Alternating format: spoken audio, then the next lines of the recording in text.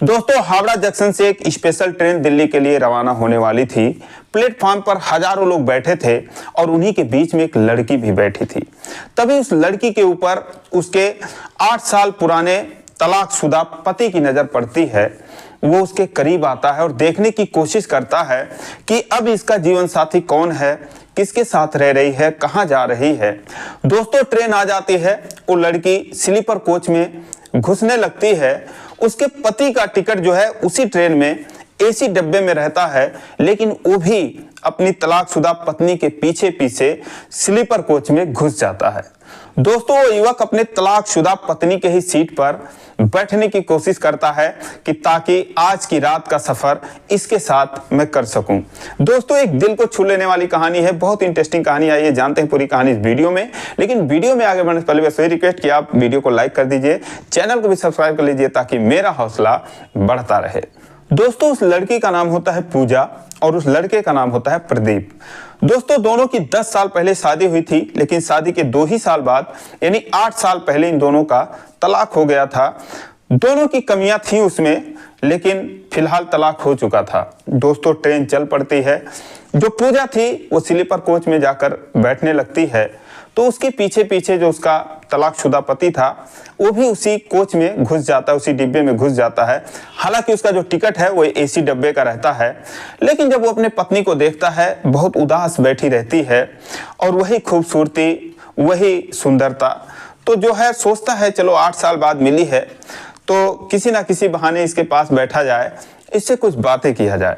तो दोस्तों, इसलिए वो उसी डब्बे में घुस जाता है। तो दोस्तों, जो पूजा होती है वो डब्बे के बीच में जाकर साइड वाले सीट पर बैठ जाती है, वहीं पर उसका टिकट रहता है और वो जाके उसके पीछे ही खड़ा हो जाता। प्रदीप ये देखने की कोशिश करता है कि क्या पता इसके दाएं बाएं कोई हो तो अभी आके इसके साथ बैठे, लेकिन जो भी आता उस सीट पर बैठने की कोशिश करता। चूंकि वो अकेले बैठी थी तो पूरा सीट खाली था, तो उसको तुरंत मना कर देती थी, कहती थी यहाँ पे जगह नहीं है, ये मेरी सीट है। 1-2 लोग बोले कि अभी 1 घंटे में उतर जाएंगे, अगले स्टेशन पर उतर जाएंगे, लेकिन उसने बोला कि मेरी तबीयत खराब है और मैं यहाँ पर बैठने नहीं दूंगी, मैं आराम करने जा रही हूँ। अब दोस्तों, प्रदीप पीछे से सब देख रहा था। पूजा जो है खिड़की के बाहर झांक रही थी, जब भी कोई आता उसको वो मना कर देती थी। प्रदीप धीरे से जाता है, अपना बैग उसके सामने रखता है। वो पैर फैला के बैठी हुई थी। जैसे बैग रखता है तुरंत बोलती है कि यहाँ कहाँ रख रहे हो, ये मेरी सीट है, उतारो इसको यहाँ पर से, हटाओ।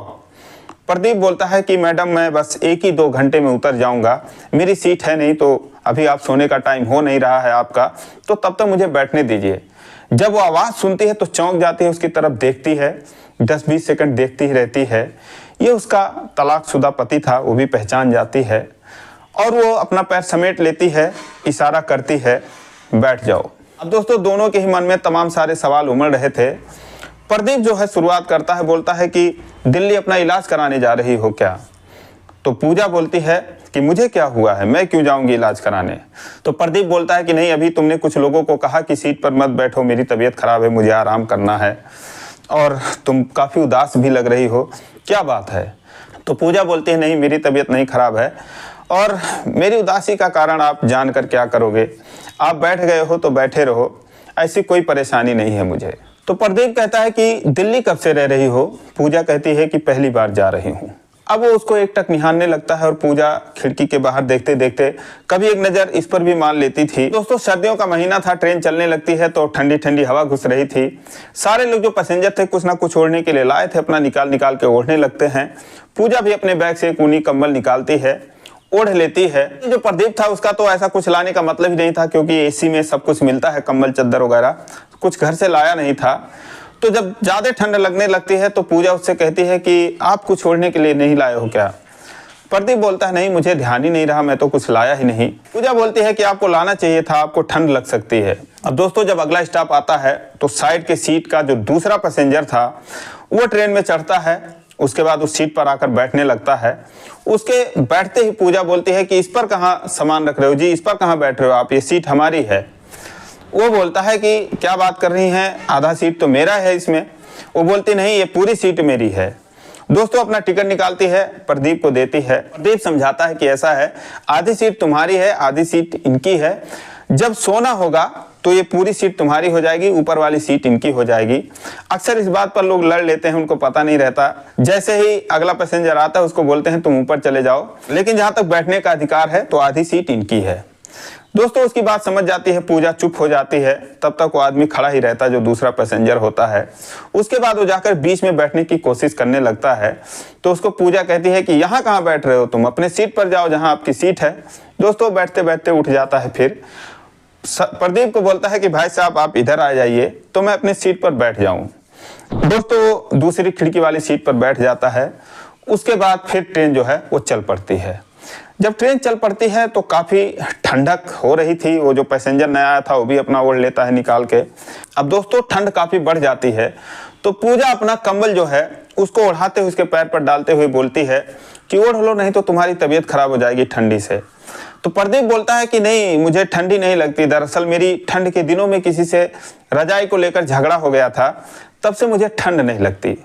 दोस्तों एक बार इन दोनों पति पत्नी में जब इनका तलाक नहीं हुआ था तो सर्दियों के दिनों में कंबल की खींचातानी को लेकर लड़ाई हो जाता है और पूजा जो है मारे गुस्से के लाके उस पर पानी ही डाल देती है। रात भर दोनों फिर कुछ और ही ओढ़ के गुजारा करते हैं। अब दोस्तों प्रदीप का इशारा उसी के तरफ था। पूजा भी समझ जाती है, मुस्कुरा देती है, हंसने लगती है, बोलती है कि उसमें जरूर आपकी गलती रही होगी। तो बोलता है कि नहीं, अगले ने पानी डाल दिया उस पर, तो बताओ मेरी गलती कहाँ से थी। दोस्तों दोनों हंसने लगते हैं।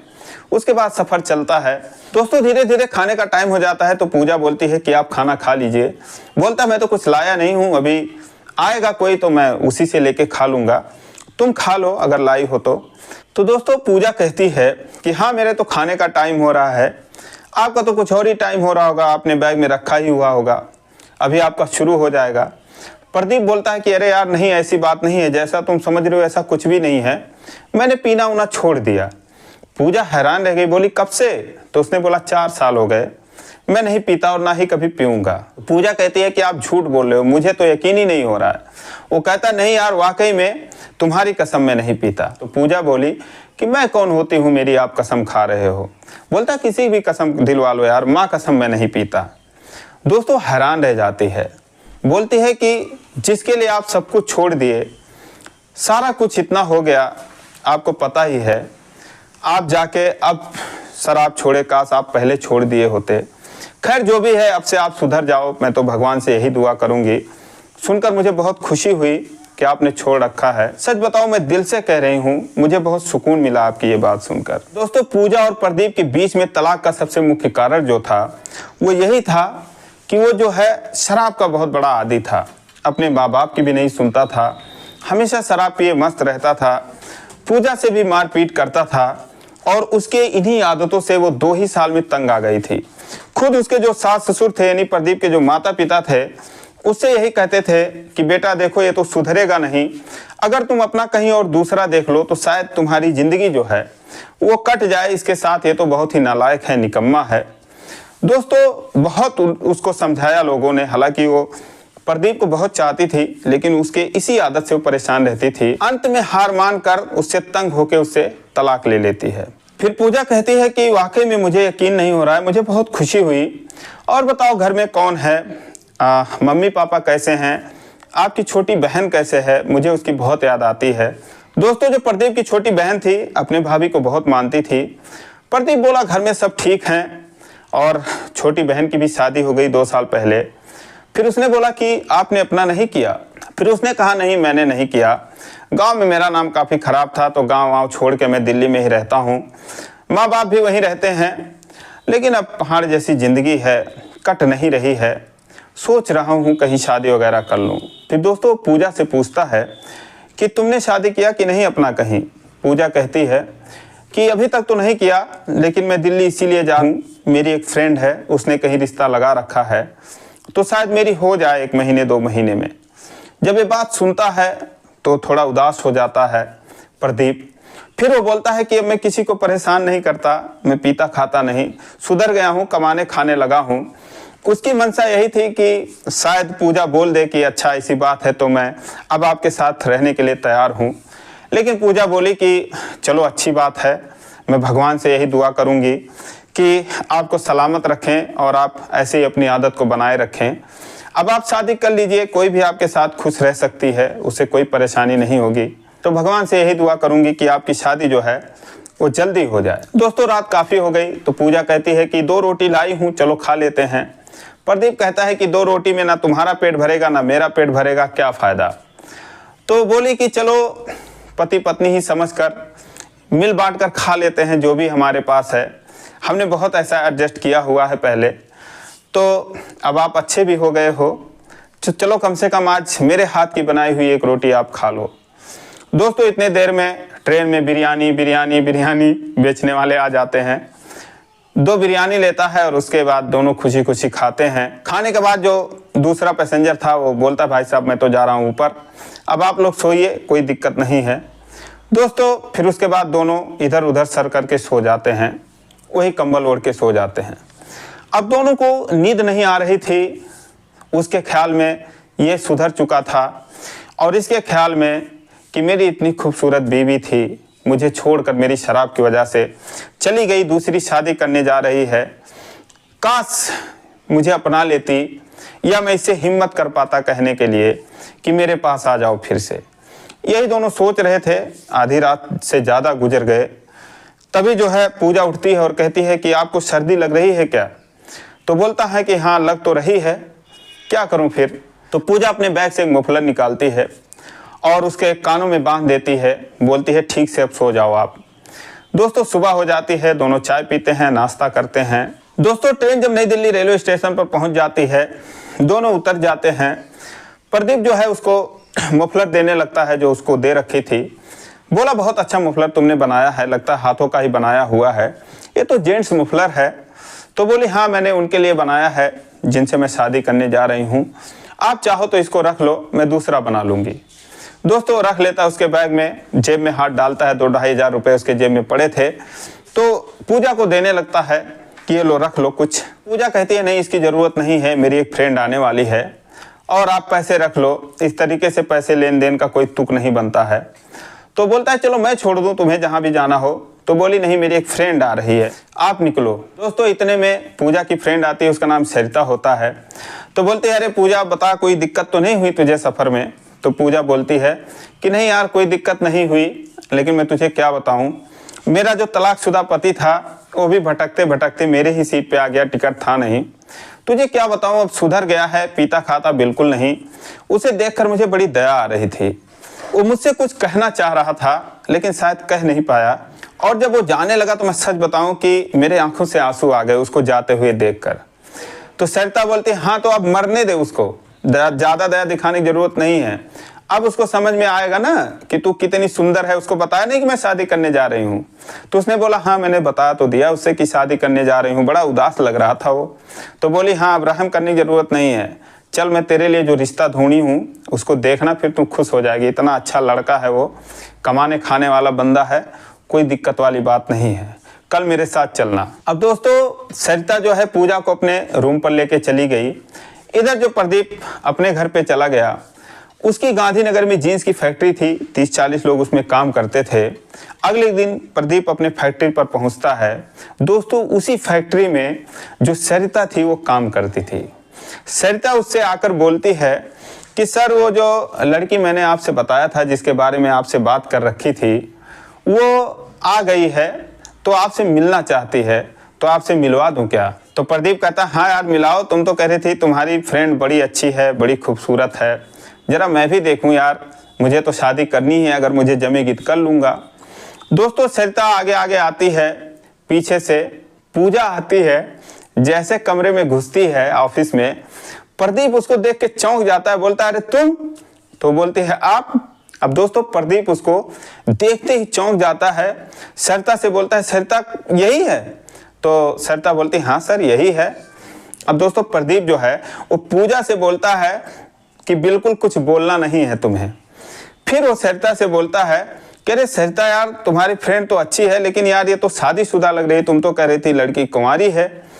तो उसने बोला हाँ सर बिल्कुल कुंवारी है, आपकी कसम आप पूछ सकते हो, मैं झूठ नहीं बोल रही हूँ, इसकी शादी नहीं हुई है। प्रदीप बोलता है अरे यार सरिता तुम क्यों कसम खा रही हो, यही तो मेरी पहली पत्नी है जिससे हमारा तलाक हो चुका है।